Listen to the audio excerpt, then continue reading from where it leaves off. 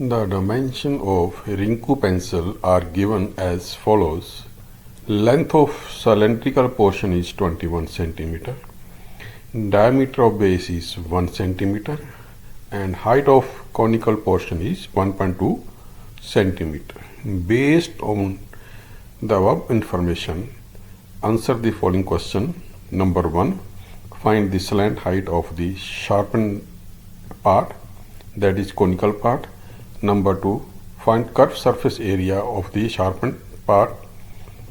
Find the total surface area of pencil in terms of pi. Or number 4, the pencil's total height is decreased by 8.2 centimeter after sharpening it many times. What is the volume of cylindrical part of the shortened pencils in terms of pi? Find the slant height of the sharpened part. Sharpened part is in conical shape और इसका diameter 1 centimeter, 1.2 centimeter. Slant height का formula according to Pythagoras theorem L is equal to r square plus h square whole square root. r की value 0.5 और h की value 1.2 put करेंगे तो हमारे पास स्लैंट हाइट की वैल्यू 1.3 सेंटीमीटर प्राप्त होगी. Next, second part, find the curve surface area of sharpened part in term of pi. Curve surface area of sharpened part is equal to pi r l. R की value 0.5, l की value 1.3.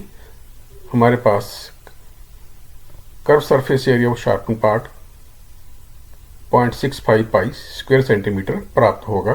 तीसरे part में पूरी pencil का surface area पता करना है. Total surface area of pencil is equal to surface area of cone plus surface area of cylindrical part plus surface area of base, that is conical part, cylindrical part और base जो circular में है. Conical part का हम surface area पहले निकाल चुके हैं. अब हम सिलेंड्रिकल पार्ट का सरफेस एरिया निकालेंगे. सिलेंड्रिकल पार्ट का radius 0.5 centimetre, height h dash 21 centimetre. Curve surface area का फार्मूला 2 पाई r h डैश. r की वैल्यू 0.5 और h डैश की वैल्यू 21 सेंटीमीटर पुट की. हमारे पास सिलेंड्रिकल पार्ट का कर्व सरफेस एरिया 21 पाई स्क्वायर सेंटीमीटर प्राप्त हुआ. टोटल सरफेस एरिया, जैसे कि आपने पहले भी देखा है कि कोन का सरफेस एरिया, सिलेंडर का सरफेस एरिया सिलेंड्रिकल पार्ट का और बेस का जो सर्कुलर है उसका सरफेस एरिया का टोटल होगा. कोन का सरफेस एरिया हम निकाल चुके हैं, सिलेंडर का सरफेस एरिया हम निकाल चुके हैं जो कि क्रमवार 0.65 पाई और 21 पाई स्क्वायर सेंटीमीटर है. अब हम सर्कुलर बेस का सरफेस एरिया निकालेंगे. Area of circular base is equal to pi r square.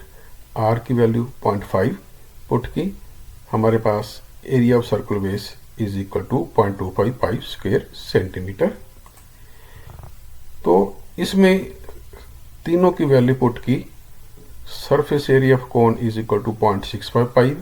Surface area of cylindrical part is 21 pi square centimeter. Surface area of circular base is 0.25 pi square centimeter. Total 21.9 square centimeter. पूरी pencil का surface area प्राप्त हुआ.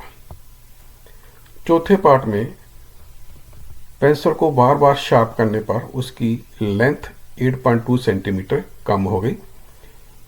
अब जो pencil छोटी हो चुकी है उसके सिलेंड्रिकल पार्ट का हमने वॉल्यूम पता करना है.